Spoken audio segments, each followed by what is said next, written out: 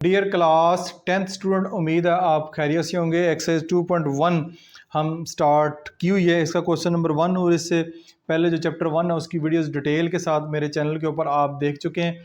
आज की वीडियो में क्वेश्चन नंबर 2 को कंप्लीट सॉल्व करेंगे। तो क्वेश्चन नंबर 2 को समझने के लिए ज़रूरी है कि आपने क्वेश्चन नंबर 1 अच्छे तरीके से समझा हो। क्वेश्चन नंबर 2 है discuss the nature of roots of the following quadratic equation. यहाँ पे आपको 5 क्वाड्रेटिक इक्वेशन दी गई है, इनके जो रूट्स हैं उनकी नेचर फाइंड करनी है। ठीक है, तो इससे पहले हमने डिस्क्रिमिनेंट फाइंड किया था। डिस्क्रिमिनेंट फाइंड करने के बाद जो उसका आंसर आता है उससे फिर हमें जो है उसकी रूट्स की जो नेचर है वो पता चलती है। तो सबसे पहले कुछ बेसिक कॉन्सेप्ट है उसको आप ले लें कि हम इससे पहले जो है वो डिस्क्रिमिनेंट जो है वो फाइंड करते रहे हैं। ठीक है, ये b square minus 4ac basically discriminant find करने का फार्मूला है।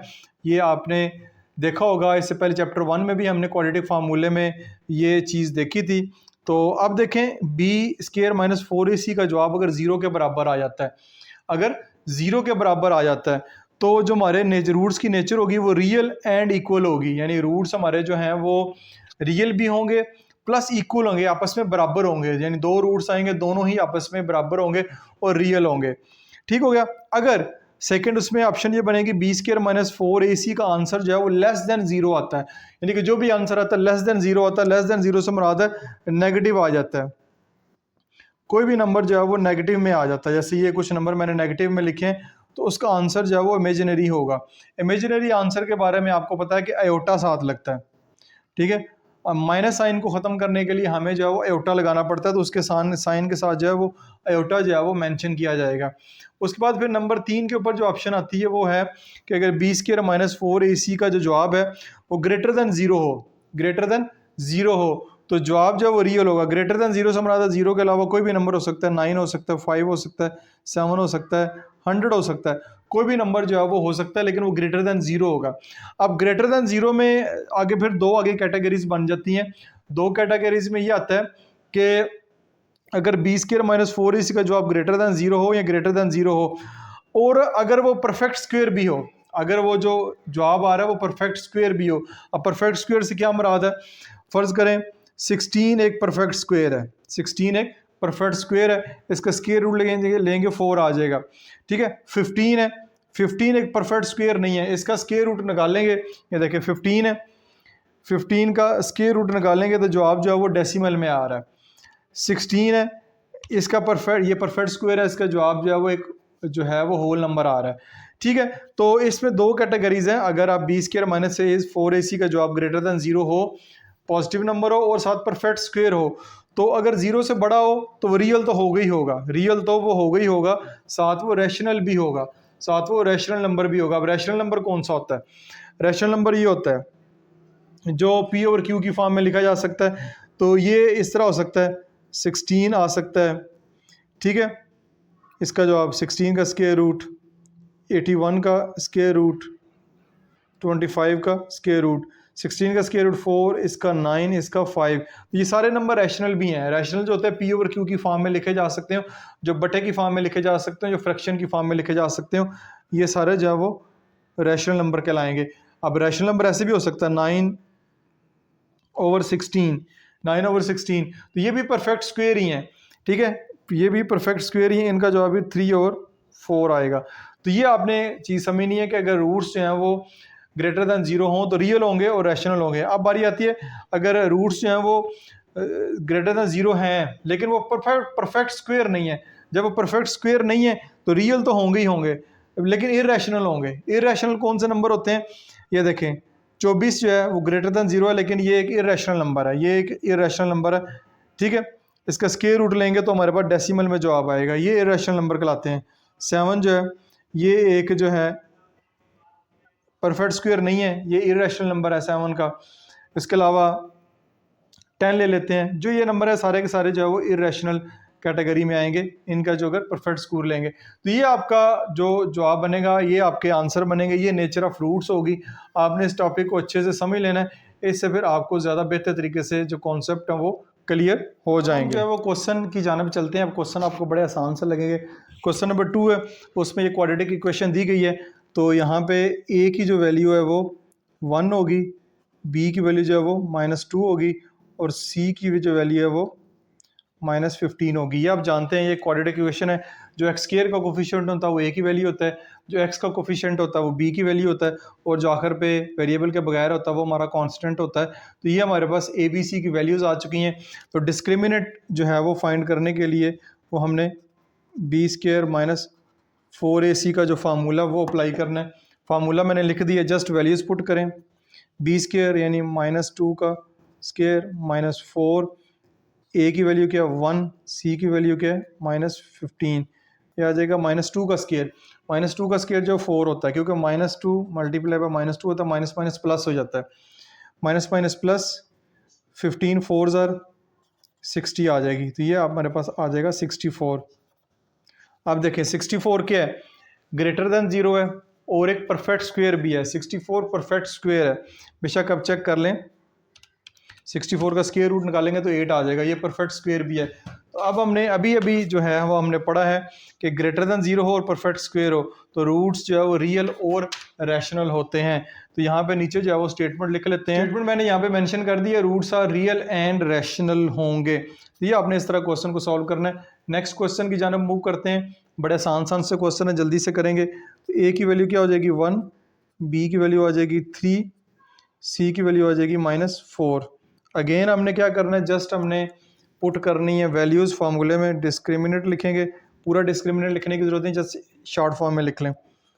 बी स्क्वायर -4ac, ये हमारे पास आएगा बी का स्क्वायर, 3 का स्क्वायर -4, ए की वैल्यू 1, सी की वैल्यू -4, 3 का स्क्वायर 9, माइनस माइनस प्लस 4 4 ज़ा 16, ठीक है, 4 4 ज़ा 16 हो जाएगा, माइनस माइनस प्लस। अब 9 माइनस 16 करना है, यहाँ पे भी बच्चे बहुत सारे कंफ्यूज होते हैं, तो कैलकुलेटर से कर लें। 9 माइनस 16, तो ये माइनस का 7 आएगा, माइनस का 7 आएगा। अब देखें जो डिस्क्रिमिनेंट है वो हमारा क्या आया है, वो माइनस नंबर आया है, एक नेगेटिव नंबर है। तो नेगेटिव नंबर पे हमने बात की थी, जब भी नंबर नेगेटिव होगा तो रूट्स हमारे जहाँ वो इमेजिनरी होंगे। तो यहाँ ये हमारे पास आ गया कि रूट्स आर इमेजिनरी, रूट्स की जो नेचर है वो इमेजिनरी होगी। तो ये इस तरह ये क्वेश्चन आपने सॉल्व करने हैं। नेक्स्ट क्वेश्चन की जानब बोलते हैं। क्वेश्चन नंबर 2 का पार्ट 3 है। 12x square plus x minus 20। तो अगेन ए की वैल्यू जो होगी वो 12 होगी, बी की वैल्यू +1 होगी और सी की वैल्यू जो है वो -20 होगी। ये माइनस लगा हुआ है, ये आपने ज़रूर लिखना है। तो डिस्क्रिमिनेंट फाइंड करना है, बी स्क्वायर -4ac आपके पास आ जाएगा। तो अब आपके पास आ जाएगा जी बी स्क्वायर +1 का स्क्वायर -4, ए की वैल्यू 12, सी की वैल्यू -20, 1 का स्क्वायर 1, माइनस माइनस प्लस 12 4 ज़ार 48, 48 को 20 से मल्टीप्लाई करना है। तो ये आ जाएगा 4 मल्टीप्लाई बाय 12 मल्टीप्लाई बाय 20। तो ये आपके पास आ जाएगा 960। क्या आ जाएगा 960। तो ये आ जाएगा, इन दोनों को ऐड करेंगे तो 961 आ जाएगा। दोबारा चेक कर लेते हैं। 12 मल्टीप्लाई बाय 4 मल्टीप्लाई बाय 20, 961 आ जाएगा। अब ये देखें 961 एक जो हमारे पास नंबर है वो पॉजिटिव नंबर है। तो क्या ये स्क्वायर रूट है किसी नंबर का 61? बिल्कुल, ये 31 का स्क्वायर रूट है, ये 31 का स्क्वायर रूट है। तो इसके जो रूट्स हैं वो क्या होंगे, इसका जो आंसर आएगा वो मैंने लिख दिया है। नेचर ऑफ रूट्स जो होगी, roots are real and rational, rational होंगे क्योंकि ये एक परफेक्ट स्क्वायर बन रहा है। नेक्स्ट पार्ट की जानब चलते हैं। वो है जी हमारे पास x square plus 2x plus 8। इसको सॉल्व करेंगे, यहाँ पे अगेन फार्मूला अप्लाई करेंगे। तो उससे पहले ए की वैल्यू 1, बी की वैल्यू 2, सी की वैल्यू 8। तो डिस्क्रिमिनेंट लिखेंगे, B square -4ac, B square 2 का स्क्वायर -4, ए की वैल्यू 1, सी की वैल्यू 8, 2 का स्क्वायर 4 -8 4 ज़ा 32, 8 4 ज़ा 32, 4 -32 करेंगे तो हमारे पास क्या आ जाएगा 28, लेकिन वो आएगा माइनस का। अगेन नेगेटिव नंबर आया डिस्क्रिमिनेंट में, तो हमारे पास नेचर ऑफ रूट्स क्या बनेगी, क्योंकि जब भी नेगेटिव नंबर आएगा तो रूट्स आर इमेजिनरी होंगे। ठीक है, रूट्स आर इमेजिनरी होंगे। लास्ट पार्ट देखते हैं, x square plus 3x minus 9। इसको अगर देखते हैं तो ए की वैल्यू क्या है 1, बी की वैल्यू 3, सी की वैल्यू -9। तो डिस्क्रिमिनेंट क्या होगा, बी स्क्वायर 4AC।